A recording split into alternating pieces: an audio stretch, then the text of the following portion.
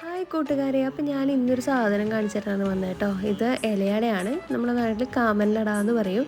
കാരണം ഇന്നലെ പൂരമായിരുന്നു. നമ്മുടെ നാട്ടിൽ പൂരത്തിന് കാമന കുത്തുക എന്ന് പറഞ്ഞൊരു ചടങ്ങുണ്ട് കേട്ടോ. 7 ദിവസത്തെ ഒരു ആഘോഷമാണ്. അപ്പോൾ ഇതാണ് കേട്ടോ കാമൻ.